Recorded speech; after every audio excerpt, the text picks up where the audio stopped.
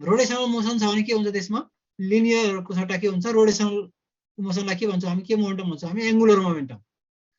Rotational motion छ भने त्यो बडीमा एक्सिट भएको एंगुलर मोमेन्टम हुन्छ है त्यो टर्मले हामी त्यसलाई क्यारेक्टराइज गर्छौं भने लिनियर मोसन छ भने त्यसको चाहिँ के हुन्छ भने लिनियर मोमेन्टम हुने भयो भनेपछि लिनियर मोमेन्टम भनेको के हो त भन्दाखेरि त linear momentum of a body is यो त के भनिरहनु पर्दैन होला हैन सबै पहिलादेखि पढ्दै आएको कुरा छ किन दिन्छ भन त मास र भेलोसिटीको चाहिँ केले प्रोडक्टले दिन्छ लिनियर मोमेन्टम हैन त त्यो यस्तो क्वान्टिटी हो त्यो मास र भेलोसिटीको प्रोडक्टले चाहिँ दिने क्वान्टिटी के हो भने लिनियर मोमेन्टम हो युनिट भनेको केजी मास भइहाल्यो भेलोसिटी मिटर पर सेकेन्ड अथवा यो एमए थियो भने के हुन्थ्यो डी/dt हुन्थ्यो तर टी ले डिभाइड गर्नु पर्थ्यो टी ले डिभाइड गरेपछि माथि पनि गर्नु पर्यो अब एमए भएको भए न्युटन हुन्थ्यो न त न्युटन सेकेन्ड भन्न पाइयो नि हैन यहाँ टी ले डिभाइड गरेको भए एक्सेलरेसनको युनिट हुन्थ्यो भनेपछि न्युटन हुन्थ्यो यहाँ टी ले डिभाइड गरेपछि त माथि पनि टी ले मल्टिप्लाई गर्नु पर्यो भने के हो न्युटन सेकेन्ड भयो भनेपछि KG metre per second or newton second यो चाहिँ के भयो भने मोमेन्टमको युनिट भयो त्यस्तै गरेर principle of conservation of linear मोमेन्टमतिर अब गइहालौँ हामी है के हो त principle of conservation of linear momentum हामीले पहिला पनि पढेको थियो सर हेर्दाखेरि भइहाल्छ होला हेर त है when the vector sum of the external forces acting upon a system of particles equals 0 कुनै पनि सिस्टम अफ पार्टिकल्स हैन सिस्टम अफ पार्टिकल्स मा चाहिँ सिस्टम अफ पार्टिकल्स को चाहिँ के छ रे एक्सटर्नल फोर्सेस त्यसमा लाग्ने एक्सटर्नल फोर्स चाहिँ कुनै पनि बडीमा चाहिँ हैन धेरैवटा पार्टिकलहरु मिलेर बडी बनेको होला है धेरैवटा पार्टिकल मिलेर त्यो बडी बनेको होला र त्यो बडीमा चाहिँ लाग्ने टोटल फोर्स चाहिँ है एक्सटर्नल फोर्सहरुको समले चाहिँ टोटल फोर्स दिने भयो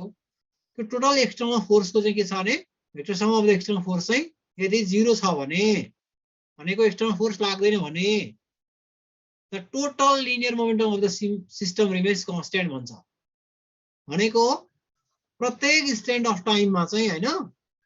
प्रत्येक पार्टिकलहरुको चाहिँ हामीले मोमेन्टमको चाहिँ सम गर्यौं भने जुनसुकै इन्स्टेन्ट अफ टाइममा पनि के हुन्छ त्यो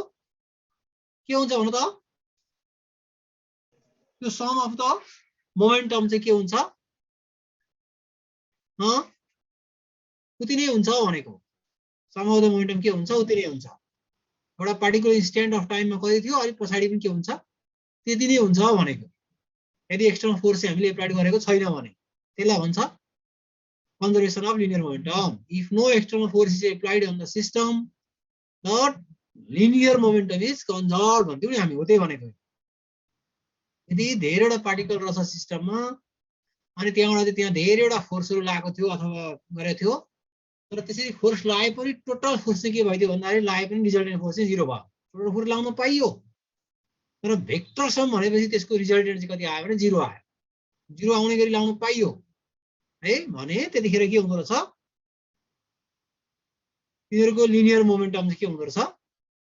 प्रत्येक पार्टिकलको लिनियर मोमेन्टम चाहिँ जोड्ने हो भने भेक्टर सम गर्ने हो भने त्यो के हुन्छ जहिले पनि कन्स्टेन्ट हुन्छ बराबर हुन्छ है भनेको अब त्यसो भएदेखि हामी हैन थाहा छ नि according to Newton second law of motion है न्युटन सेकेन्ड ल अफ मोसनमा फोर्स F इक्वल टु कति हुन्छ भन त एटेन्डेन्स नगर्नेहरुले एटेन्डेन्स गरिहाल्ने है अस्ति पनि सबैजनाको भएको छैन जस्तो लागिरहेछ एटेन्डेन्स तिमीहरुको हैन कति जना यहाँ प्रेजेन्ट छौ सबैजनाले त्यो लिंक मैले पठाइएको छ त्यसमा क्लिक गरेर एटेन्डेन्स गरिहाल्ने है त ल फोर्स F इक्वल टु के हो त न्युटन सेकेन्ड ल अफ मोसनले फोर्स F इक्वल टु कसरी डिफाइन गर्छ dp/dt हो नि rate of change of linear momentum हैन हो सर dp/dt हो फोर्स F भनेको dp/dt हो यहाँ F भनेको एक्सटर्नल फोर्स हो एप्लाइड गरेको एक्सटर्नल फोर्स हो एक्टिङ अन द सिस्टम अब if for an isolated system है एउटा सिंगल हामीले कन्सिडर गरेको सिस्टममा चाहिँ द एप्लाइड एक्सटर्नल फोर्स चाहिँ 0 छ मानौ एप्लाइड एक्सटर्नल फोर्स F 0 छ भने के हुने भयो if F equal to 0 then यहाँ नेरी चाहिँ के भयो त dp/dt इक्वल टु 0 हुने भयो dp/dt इक्वल टु 0 हुनु भनेको के हो त p इक्वल टु कन्स्टेन्ट हो कि हैन हो सर आइसोलेटेड सिस्टम भनेको के हो थाहा छ तिमीलाई isolated free from other system भनेको अरूहरूले चाहिँ त्यसलाई डिस्टर्ब गरेको छैन भनेको अरूहरूले डिस्टर्ब गरेको छैन भनेको अर्थ जस्तो उदाहरणको लागि अर्थ चाहिँ भनेको अर्थ के गरिरहेको छ भन्दाखेरि सनको वरिपरि रोटेट गरिरहेको छ अथवा अनि आफ्नो एक्सिसमा पनि घुमिरहेको छ हो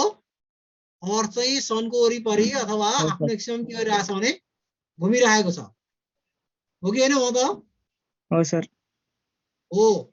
त्यसो गर्दाखेरि अरूले त्यहाँ अरू फोर्सहरूले त्यहाँ डाइरेक्ट चाहिँ त्यहाँ असर गरिरहेको छैन भनेदेखि त्यतिखेर त्यो अर्थको जुन छ नि त्यसलाई हामी के भन्छ आइसोलेटेड सिस्टम भन्न सक्छौँ अनि त्यस्तो केस भन्न खोजेको यहाँ आइसोलेटेड सिस्टम भनेको के भन्दा अरूले चाहिँ के गरिरहेको छैन भने त्यहाँनिर डाइरेक्ट एफेक्ट गरिरहेको छैन भने सिंगल हैन सिंगल चाहिँ हामी त्यसलाई मात्रै हामीले चाहिँ अलग गरेर हेर्यौं भने त्यसलाई हामी के भन्छौँ भने आइसोलेटेड सिस्टम भनेको बुझ्यो कुरो not affected by the other अरूहरूले चाहिँ त्यहाँनिर हस्तक्षेप इन्टरफेयर गरेको छैन if for an isolated system the applied external force F equal to 0 त्यहाँनिर चाहिँ त्यो हामीले कन्सिडर गरेको एउटा सिंगल हामी चाहिँ कन्सिडर गरिरहेका छौं त्यसमा चाहिँ यदि एक्सटर्नल फोर्स चाहिँ एप्लाइड गरेको छैन भने हैन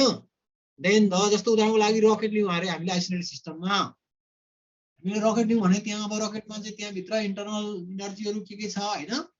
उसको केमिकल एनर्जीहरु के छ आदि इत्यादिले गर्दाखेरि आफै त्यो जे चल्ने चलिरहेको छ तर बाहिरबाट चाहिँ हामीले अरु तरिकाले त्यसलाई चाहिँ हैन डिस्टर्ब गरेको छैनौं भने त्यतिखेर त्यसलाई पनि हामी आइसोलेटेड सिस्टम कन्सिडर गर्न सक्छौं हो त्यस्तो भन्न खोजेको हो त्यस्तो आइसोलेटेड हजुर के फुल अरे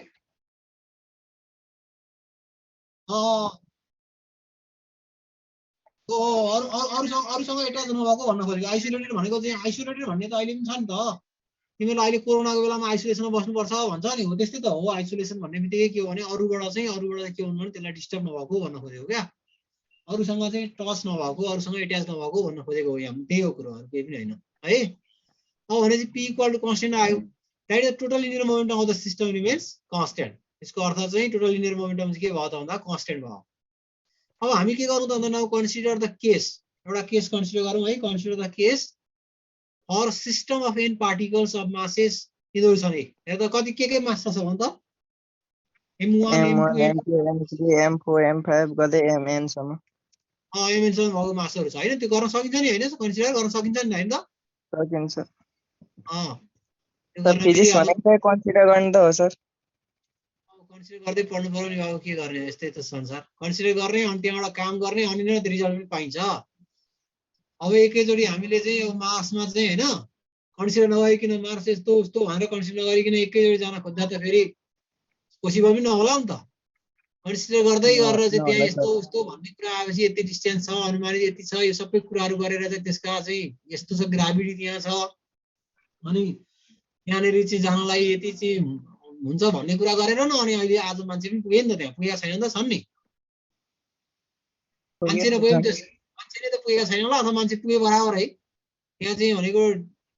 डिफ्रेन्ट चाहिँ उहरु पुगिसकेका छन् नि त हैन अन्तरिक्ष यानहरु पुगिसकेका छन् त्यहाँको चाहिँ स्टडी गरिरहेको छ भनेपछि कन्सिडर गरेरै चाहिँ पनि त सक्सेस हुन्छ नि त ल ठिकै छ केही छैन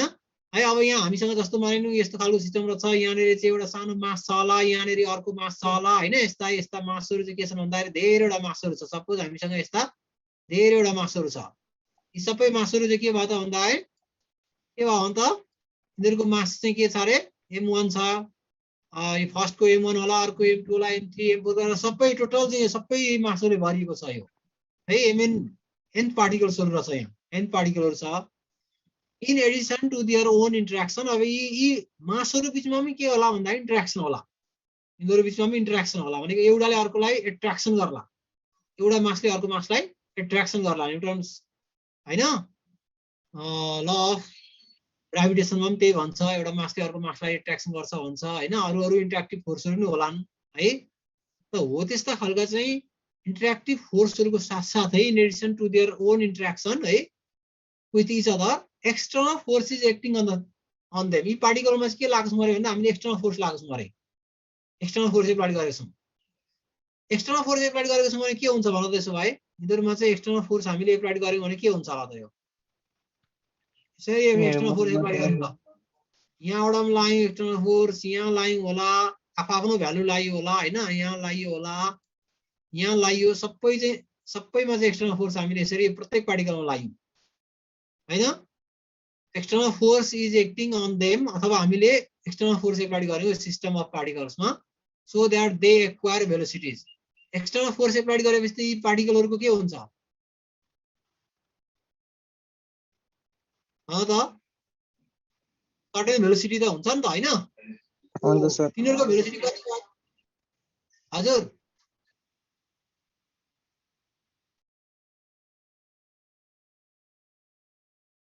हो त्यो आउँछ कुरा गर्थ्यो कि गर्दैन थियो अहिले अहिले आउँछ ल अहिले भन्छु ल म ल यो फोर्स लागेको थिएन भने यो जुन छ नि यहाँको अब हामीले अहिले हेर्न खोजेको कुरा के हो यो कन्जर्भेसन अफ लिनियर मोमेन्टम चाहिँ त्यहाँ हुँदो रहेछ रहेन छ भन्ने कुरा अहिले म त्यहाँ भनौँ ल अब यहाँ इन्टरनल फोर्स त इन्टरनल भनिहाल्छु पहिले त्यसो भए इन्टरनल फोर्सले चाहिँ के गर्छ भने नि बाबु इन्टरनल फोर्सले भन्दा मोमेन्टम भनेको भेलोसिटीमा चेन्ज आउँदैन त्यसको भेलोसिटी चाहिँ अघि जुन छ जुन पोजिसनमा बस्यो त्यहाँबाट अरू ठाउँमा सर्दैन किन सर्दैन भने नि कारण जस्तो तिम्रो उदाहरणको लागि यो र यो दुईटा पार्टिकल छ हेर्नु है त यहाँ देखिरहेको छ नि हैन यहाँनेरि मैले यो एरो जुन लागेको छ यहाँ र अर्को पार्टिकल छ हो त यो पार्टिकलमा कस्तो खालको फोर्स लाग्छ भने नि यहाँ चाहिँ यो पार्टिकलले यो मानौ m1 रहेछ यो अर्को m2 रहेछ भने m1 ले m2 मा फोर्स लाउँछ भनेपछि यता फोर्स लाग्ने भयो m2 मा चाहिँ m2 लाई तान्ने भयो m1 को कारणले गर्दा फोर्स है इन्टरनल फोर्स भन्छ त्यसलाई अनि m2 ले के गर्छ भन्दा इन्टरनल फोर्सले चाहिँ के गर्छ भने यता तान्ने भयो गर्दा त्यो दुईटा फोर्स चाहिँ के हुन्छ भने पेयरमा हुन्छ इक्वल र अपोजिट हुन्छ जति फोर्सले चाहिँ इन्टरनल फोर्सले चाहिँ यो दोस्रो पार्टिकललाई चाहिँ फर्स्टले एट्र्याक्सन गर्छ दोस्रो पार्टिकलले पनि पहिलोलाई त्यति फोर्सले एट्र्याक्सन गरिरहेको हुन्छ भनेपछि इक्वल र अपोजिट भयो भने के हुन्छ भने त यहाँ जति सर्न खोज्थ्यो हैन त यो फोर्सले गर्दाखेरि यो पार्टिकल जति सर्न खोज्थ्यो त यो फोर्सले गर्दा पनि यो पार्टिकल त्यति नै सर्छ भनेपछि के हुने भयो त त्यसरी नै अर्कोतिर पनि होला हैन अब अर्कोतिर पनि पार्टिकल त यहाँनिर त हुन्छ त्यो पार्टिकलले पनि त्यसलाई त्यसरी गरिरहेको हुन्छ गर्दाखेरि ओभरअल जुन छ नि हैन यो मोसन अथवा मोमेन्टम चाहिँ चेन्ज हुँदैन इन्टरनल फोर्सले गर्दा है त्यो एक्सटर्नल फोर्सले गर्दा मात्रै हुन्छ म चाहिँ so the external force is acting on them so that they acquire velocities v1 v2 v3 vn respectively the total linear momentum of the system त्यसलाई हामी p ले जनाऊ total linear momentum लाई p ले जनाऊ p is के हो भन्दा total linear momentum भनेको के हो linear momentum भनेको के हो त product of mass and velocity भनेको थियो नि अघि हामीले हैन हो भनेपछि total linear momentum भनेको त्यसो भए के होला त vector sum of the individual linear momentum होला हैन त वेक्टर क्वान्टिटी को टोटल भनेपछि के गर्नु पर्यो वेक्टर सम गर्नु पर्यो के गर्नु पर्यो त वेक्टर सम गर्नु पर्यो हो भनेपछि टोटल लिनियर मोमेन्टमलाई p भन्दियौ हामीले है टोटल लिनियर मोमेन्टम यो system total linear momentum p भन्यो भने p इक्वल के हुने भयो त इन्डिभिजुअल लिनियर मोमेन्टमलाई p1 p2 p3 pn भनौं n पार्टिकल समको लागि गर्दा p equal to p1 + p2 + p3 + pn हुन्छ सर हुन्छ कि हुँदैन हुन्छ p1 भनेको फेरि कति हो m1 v1 हो नि यहाँ लेख्नु पर्यो भने लेख्दा पनि हुन्छ m1 v1 लेख्न सकिन्छ नि हैन m1 v1 + m2 v2 भनेपछि टोटल लिनियर मोमेन्टम चाहिँ के भयो त vector sum of individual linear momentum भयो ल यो इक्वेसनलाई अब डिफरेन्शिएट गरेर त differentiating with respect to time यो t भनेको टाइम के आयो dp/dt आयो यो सबै dp1/dt यो त आएको बुझिहाल्छ होला के अप्ठ्यारो छ छैन नि छैन सर अब d/dt कमन लिउँ त यहाँ d/dt कमन लिउँ सबैमा गरेको छ नि त त्यही d/dt ले त गरेछ नि त p1 p2 p3 लाई p1 + p2 + p3 + pn भयो नि हैन यहाँ भयो सर भयो अनि dp/dt भनेको के हो फोर्स हो कि हैन भन त हो rate of change of linear momentum भनेको फोर्स हो नि त हैन rate of change of linear momentum भनेको त फोर्स हो र sir Newton second law of मोसनले त्यही भन्छ सर फोर्स भयो हजुर यो नयाँ च्याप्टर हो नयाँ च्याप्टर हो त बाबु आजदेखि कि आजदेखि त अब नयाँ च्याप्टरमा सुरु गर्यो नि सँगै त्यही मात्रै पढेर त भएन नि त्यो त हाम्रो यो बेसिक कुरा नपढ्दा पनि नहुने पढ्दा पनि त्यो जति पढ्नु पर्ने टाइम हो नि त्यो भन्दा धेरै धेरै टाइम चाहिँ पढ्नु पर्ने हुन्छ अब नपढ्दाखेरि पनि अलिकति त्यसको बेसिक कुराहरु त्यहीँनेरि भएकोले गर्दाखेरि हामी त्यसमा टाइम दिन्छौं एक्जाममा त्यत्रो धेरै फोकस गरेर त्यहाँ सोधेको हुँदैन तर त्यो कुराहरु चाहिँ त्यहाँ पढेको कुराहरु चाहिँ एकदम एप्लिकेबल अथवा कन्सेप्चुअल कुराहरु भएकोले गर्दाखेरि चाहिँ हामी त्यहाँ पढाउने गरेको सूचना चाहिँ मैले, नभए त्यहाँ कतिपयले त त्यसलाई चाहिँ स्किप गरेर पनि पढाएको हरेको मैले देखिरहेको छु होइन। तर पनि त्यो चाहिँ बेसिक कुरा भएकोले गर्दाखेरि हामीले त्यहाँ टाइम हामीले धेरै दिउँ भने अब त्योभन्दा धेरै टाइम त दिने कुरो पनि आएन नि त। ओके, यो भनेको फोर्स एफ भयो। यो लिनियर एन्ड एंगुलर मोमेन्टम हो सर, हजुर यो लिनियर एन्ड एंगुलर मोमेन्टम हो। ओ त्यो च्याप्टरको यो लिनियर एन्ड एंगुलर मोमेन्टम भनेको छ दोस्रो च्याप्टरमा। त्यो लिनियर मोमेन्टम एंगुलर मोमेन्टम कुराहरु छ यहाँ सबै पढ्ने हामीले। यसको हामी कन्जर्भेसन अफ लिनियर मोमेन्टम भन्ने पढ्दै छौं अहिले। म यो पीडीएफ बनाएर पढाइदिन्छु तिमीलाई यो सकाएपछि ल। ल सर, आज र भोलि पढाउनु सर, अनि एकैचोटी पठाइनु नि। हुन्छ हुन्छ, भोलि पठाइदिनु न सर। मैले टार्गेट के गरेको छु भने अब यो हाम्रो यो सिलेबसमा 4 दिन टाइम राखेको छ यसको हैन। 4 दिनमा चाहिँ यो च्याप्टरलाई लगभग सक्ने गरी अब चाहिँ त्यो टार्गेट राखेको छु है मैले। आज मैले राखेको टार्गेट अनुसार आज मैले के पढाउँछु भन्दाखेरि टाइम पनि अब निकै गइसक्यो होला। मैले पढाउन खोजेको चाहिँ के हो भने यो कन्जर्भेसन अफ लिनियर मोमेन्टम अनि सेन्टर अफ मास र मोसन अफ सेन्टर अफ मास, त्यति तीनटा कुराहरु चाहिँ मैले यहाँ आज सकाउने योजना गरेको छु। यसकारणले गर्दाखेरि अब हेर त यहाँ यति भइसके पछाडी अब यो फोर्स एफ भयो, यति भयो। यहाँ केही नयाँ टर्म छ भने भन्छु म, नभएदेखि सरासर जाउँ है ल। हेर त फोर्स यहाँ डिपी/डिटी फोर्स भने पनि हुन्छ। अब F1 F2 F3 भनेको के हो भन्दा are the force acting on the केमा particles of mass m F1 भयो। यिनीहरु सबै बुझिहाल्छ, टर्म केही नयाँ कुरै छैन हैन। हो कि हैन भन त। अनि F भने गर्दा आयो त F1 F2 F3 हरु सबै जोडेर आयो भने त्यो रिजल्टेन्ट रहेछ। त्यसो भए F is the vector sum of resultant of यति भयो। अब यहाँ लेखेको छु मैले F1 F2 के हो भन्ने कुरा पनि रिप्रेजेन्ट ओन्ली यो F1 F2 F3 यहाँ भनेको थिए। यहाँ F1 F2 F3 चाहिँ के अरे भन्दाखेरि represent only the external forces, external force मात्रै रिप्रेजेन्ट गर्छ अरे एक्टिङ अन द पार्टिकल्स। किन भन्दाखेरि अघि कुरा आएको थियो as the internal force alone, internal फोर्सले मात्रै के गर्छ can not bring about any changes in the momentum, मोमेन्टममा चेन्ज ल्याउँदैन। यहाँ फोर्स त लागिरहेको होला तर मोमेन्टममा चेन्ज ल्याउँदैन। यहाँ हामीले फोर्स के गरेर निकालेको छौं? फोर्स हो त rate of change of momentum, मोमेन्टममा चेन्ज आयो भनेर फोर्स निकालेको हामीले हो। यहाँ फोर्स निकालेको लेखेको भनेको मोमेन्टममा आएको चेन्जबाट फोर्स लेखेको हो। मोमेन्टममा चेन्ज नै आउँदैन थियो भने त मोमेन्टम जस्ताको जस्तै हुन्थ्यो भने त फोर्स पनि आउने थिएन होला। त्यसकारणले गर्दाखेरि यो मोमेन्टममा चेन्ज भएर आउने फोर्स भनेको केले गर्दा हुन्छ भन्दा it is due to the external फोर्सले मात्रै हुन्छ। इन्टर्नल फोर्सले के गर्दो रहेछ? मोमेन्टममा चेन्ज ल्याउँदैन। तिनीहरु एक अर्कामा एउटाले अर्कोलाई चाहिँ के गर्छ त्यसरी तानातान गर्छ हैन। एउटाले जति तानेको हुन्छ अर्कोले पनि के गर्छ त्यति नै तान्छ भनेपछि के हुन्छ त त्यो ओभरअल चाहिँ भनेको खासै त्यो डिस्टेन्स सरेको हुँदैन अथवा त्यसको मोमेन्टम चेन्ज हुँदैन। त्यसकारणले गर्दाखेरि अब यसैमा हामीले यदि F = 0 भयो भने के हुने भयो भने त यदि टोटल फोर्स F 0 भयो भने हैन vector sum of the force 0 भयो भने के हुने भयो? F = 0 हुने भयो भनेपछि F भनेको के हो? dp/dt हो। dp/dt हो। F भनेको त dp/dt हो हैन। अथवा यो सबै टोटल जुन भ्यालु भनेको थियौ हामीले हैन, यो भनेको त dp/dt सँग इक्वल हो। dp/dt = यसलाई F1 भनेको यसलाई F2 यसलाई F3.Fn भनेको यसलाई F मानेको हामीले भनेपछि dp/dt 0 हुँदो रहेछ। त dp/dt 0 भनेको अर्थ के त? p = 0 हो। त्यही कारण p = कन्स्ट्यान्ट हो हैन। p = कन्स्ट्यान्ट भनेको p भनेको कति हो त? Total momentum linear momentum constant हो। p भनेको फेरि कति हो? p1 p2 p3 को pn को चाहिँ भेक्टर सम हो भनेपछि यिनीहरुको भेक्टर सम चाहिँ कन्स्ट्यान्ट हुन्छ है भन्ने हो। इम्प्लाइङ द इन्डिभिजुअल भ्यालु अफ के भनेछ p1 p2 p3 pn मे चेन्ज। एउटा भ्यालु चेन्ज हुन सक्छ तर रिजल्टेन्ट भ्यालु चाहिँ के हुन्छ? चेन्ज हुँदैन है, कन्स्ट्यान्ट हुन्छ है भनेको। रिजल्टेन्ट चाहिँ के हुन्छ भने कन्स्ट्यान्ट हुन्छ। अब यसमा पनि नयाँ कुरो केही छैन। अब यति नै हो। सेन्टर अफ मास अब त्यस पछाडी सेन्टर अफ मास भनेको पनि पढेको छ हाम्रो। यो नयाँ कुरा हाम्रो लागि होइन। 11 क्लासमा हामीले पढेको छ यो पनि है। अब तिमीहरुलाई म सोध्नतिर नभइकन सरासर जान्छु किनभने हामी टाइममा फेरि ढिला हुन्छौं।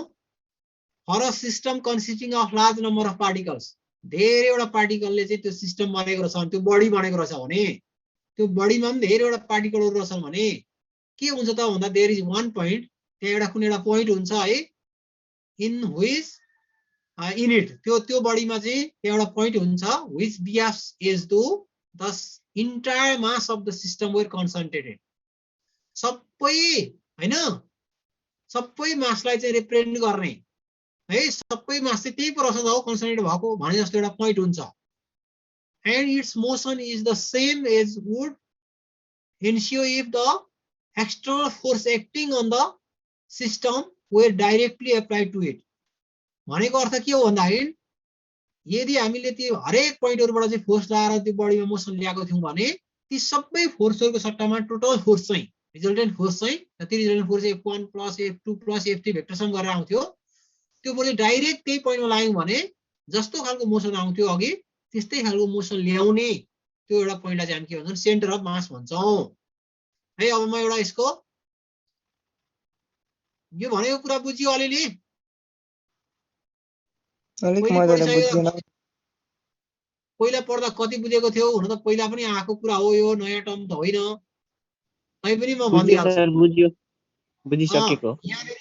यहाँ एउटा पार्टिकल होला यहाँ एउटा पार्टिकल होला हैन यस्ता पार्टिकलहरु चाहिँ यहाँ धेरैवटा पार्टिकल सबै पार्टिकलहरु मिलेर के भनेछ भन्दा यो बडी बनेको छ हैन त यो बडी बनेको छ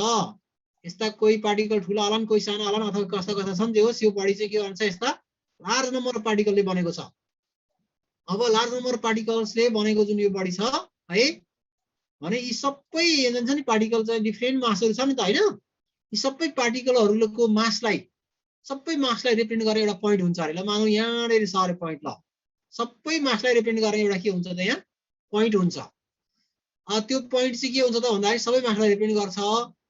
अनि त्यो त्यो रिप्रेजेन्ट मात्रै गर्ने हैन कि जस्तो मानौ मैले अघि भने जस्तै यहाँनेरि फोर्स लागेको थियो F1 यहाँ F2 लागेको थियो होला F3 लागेको थियो F4 लागेको थियो F5 F6 गर्दै गर्दै सबै जति पार्टिकलमा छ सबैतिर फोर्स लागेको थियो हामीले आफ्नो तरिकाले एउटै डाइरेक्सनमा फोर्स लागेको थियो मानौ सबै एउटै डाइरेक्सनमा फोर्स लागेको थियो त त्यो फोर्स चाहिँ तिनीहरुको रिजल्टेन्ट भ्यालु जति भयो जति हुँदो रहेछ रिजल्टेन्ट फोर्स है एउटै डाइरेक्सनमा लागेको छ भने त्यो जोड्नु पर्यो त्यो रिजल्टेन्ट भ्यालु जति भयो त्यति फोर्स चाहिँ डाइरेक्ट मैले सिंगल पोइन्टबाट लाएँ मैले त्यति फोर्स चाहिँ यो सेन्टर अफ मास भन्ने पोइन्ट जहाँ थियो त्यहाँबाट लाएँ भने अघि जुन तरिकाले मोसन चाहिँ हुन्थ्यो त्यो पार्टिकल त्यसले बडी मोसनमा आउँथ्यो जति एक्सेलेरेसन हुन्थ्यो होला हैन अथवा जति जुन तरिकाले डिस्टेन्स ट्राभल गर्थ्यो होला सर्टेन टाइममा हैन जता ट्राभल गर्थ्यो होला जुन डाइरेक्सनमा ट्राभल गर्थ्यो होला है हो त्यति नै गराउने गरेको चाहिँ के हो त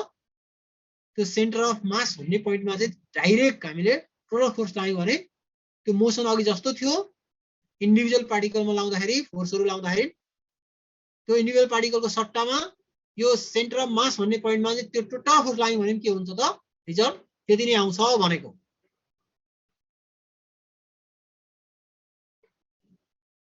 अब त्यसपछि के भयो त भन्दाखेरि this point is called the center of mass of the system यो पहिला पनि पढेको छ for the system consisting of two particles दुईटा मात्रै पार्टिकलहरु छ हामीसँग मानौ m1 र m2 मास छ तिनीहरुको भने पोजिसन भेक्टर चाहिँ r1 र r2 छ अरे as their position vectors with respect to some origin भनेको कुरा बुझ्छौ कि बुझ्दैनौ some origin भन्ने कुरा बुझिन्छ के हो भनेको नाइ सर यस्तो भनेको जस्तो हाम्रो सिस्टम यो बडी चाहिँ यहाँनेरि छ यो बडी चाहिँ यहाँनेरि छ है यहाँनेरि एउटा पार्टिकल अथवा यो बडी थियो यो बडीमा चाहिँ हाम्रो के छ त भन्दाखेरि हैन यो बडी चाहिँ हाम्रो चाहिँ यहाँनेरि कोही मास थियो अथवा दुईटा पार्टिकल मात्रै एउटा बडी रहेछ दुईटा पार्टिकलले मात्रै बनेको रहेछ डाइएलेक्ट्रिक मोलिक्युल जस्तो नि उदाहरणको लागि डाइएलेक्ट्रिक मोलिक्युल भन्न सक्छौं हामी है दुईटा एटमले एउटा मोलिक्युल बनेको हुन्छ नि त्यस्तो खालको बडी रहेछ होला त्यस्तो खालको बडीमा चाहिँ के छ त भन्दाखेरि हामीले हैन सेन्टर अफ मास डिफाइन गर्नु पर्यो भने जुन आर्बिट्रेरी अब एउटा पार्टिकल यहाँ होला त अर्को पार्टिकल चाहिँ यहाँनेरि होला सपोज मानिलियौ एउटा पार्टिकल अथवा एउटा एटम यहाँ होला अर्को एटम यहाँ होला अब त्यसको आर्बिट्रेरी ओरिजिन भनेको चाहिँ के हो भन्दाखेरि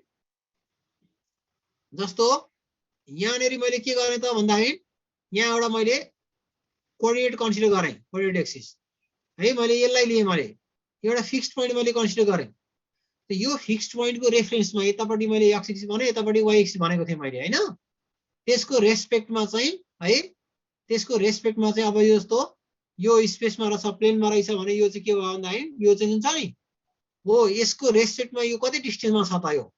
यो पार्टिकल त्यो चाहिँ के भयो त पोजिसन भेक्टर भयो त्यो चाहिँ के भयो अरे पोजिसन भेक्टर भनेको position of the particle with respect to fixed ओरिजिनलाई हामी के भन्छौं भने पोजिसन भेक्टर भन्छौं बुझ्यो कुरा यसको रेस्पेक्टमा चाहिँ मानौ यो कतिमा छ त यहाँबाट यहाँ जोड्यो भने मैले जस्तो यहाँबाट चाहिँ यो लाइन चाहिँ यसरी जोड्यो भने कति छ यो डिस्टेन्स मानौ r1 छ यो डिस्टेन्स r1 छ। यो r1 निकाल्ने तरिका पनि तिमीलाई थाहा भइहाल्छ होला। r1 निकाल्नु पर्यो भने यसको चाहिँ के गर्नु पर्यो त यहाँ x पट्टि कति छ अनि त्यसपछि यो y x पट्टिको यहाँनेरि यहाँ y x पट्टिको डिस्टेन्स कति हो हैन। अनि यो x को स्क्वायर प्लस y को स्क्वायर गर्यो भने r को स्क्वायर आउँछ, त्यसको स्क्वायर रुट गर्यो भने r आउँछ। त्यो थाहा नै छ तिमीहरूलाई है। भनेपछि यहाँदेखि यो ओरिजिन देखि यो पोइन्ट सम्मको जुन डिस्टेन्स छ त्यसलाई हामी के भन्छौँ त पोजिसन भेक्टर भन्छौँ। एउटा पार्टिकलको पोजिसन भेक्टर यो भयो। अर्को पार्टिकलको पोजिसन भेक्टर कति छ भने एउटाको r1 छ अरे, अर्को कति छ अरे r2 छ अरे। कुरो बुझ्यो? एउटा पार्टिकलको पोजिसन भेक्टर r1 छ, अर्कोको r2 छ। पोजिसन भेक्टर जहाँ बनाउन सकिन्छ।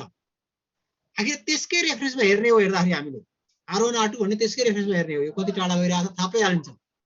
मानौ हामीसँग चाहिँ अर्को होइन यो यहाँ रहेछ, यहाँ यो ठाउँमा रहेछ भने के गर्छौँ हामीले त्यही अनुसारले यसकै रेफरेन्समा चाहिँ हामीले कम्पेयर गरेर हामी मोसनलाई चाहिँ हामी एक्सप्लेन गर्न सक्छौँ। त्यसकारण कुनै एउटा फिक्स्ड पोइन्ट है त्यसको रेफरेन्समा चाहिँ हामीले त्यहाँ चाहिँ त्यसको पोजिसन कति टाढा रहेछ के रहेछ हेर्यौँ भने त्यो पोजिसनलाई हामी पोजिसन भेक्टर भन्छौँ। त्यसकारणले गर्दा पोजिसन भेक्टर चाहिँ कति छ त भन्दाखेरि फर्स्टको r1 छ, सेकेन्डको चाहिँ कति छ r2 छ। भनेदेखि अब सेन्टर अफ मास है, सेन्टर अफ मासको position coordinate the position vector of centre of mass है। Position vector of centre of मासलाई चाहिँ हामीले क्यापिटल R भन्यौँ भने r लाई हामी कसरी डिफाइन गर्छौँ पहिले पनि पढेको छ नि। m1 r1 plus m2 r2 by m1 plus m2 भन्छौँ हामी। m1 भनेको फर्स्ट पार्टिकलको मास, r1 भनेको के हो त position vector of first particle, m2 भनेको सेकेन्ड पार्टिकलको मास, r2 भनेको position vector of the second particle. अनि यो m1 र m2 भनेको टोटल मास भइहाल्यो। दुईटाको सम गरिसकेपछि के आयो टोटल मास आयो। यो नयाँ कुरा यहाँ केही छ जस्तो लागेन मलाई। अब हेर त यहाँ mr इक्वल यो गुणा गरेपछि mr आयो, यति आयो हैन त। यसरी नै एनवटा पार्टिकल थियो भने चाहिँ के हुन्थ्यो हेर त ल। यहाँबाट r equal to m1 r1 plus यति आइरहेछ। यहाँ एनवटा पार्टिकलहरु छन् अरे, त्यसै गरे 1 2 3 गर्दै गर्दै हाम्रो कतिवटा छन् जम्मा एनवटा पार्टिकल रहेछ अरे त्यो सिस्टम बनेको नि। एन पार्टिकलले बनेको रहेछ त्यो सिस्टम। त एन पार्टिकलले बनेको छ भने के आउँछ भन त अघिको जस्तै position vector of centre of mass. Position vector of centre of मास भनेको चाहिँ के हो त यो अघिको फिक्स्ड ओरिजिन देखि त्यो सेन्टर अफ मास चाहिँ कति डिस्टेन्स टाढा छ त हैन हो। त्यो पोजिसन चाहिँ कति छ त त्यो डिस्टेन्स ओरिजिन र त्यो सेन्टर अफ मास रहेको चाहिँ हैन पोइन्ट बीचको डिस्टेन्स के हो त्यो पोजिसन भेक्टर हो।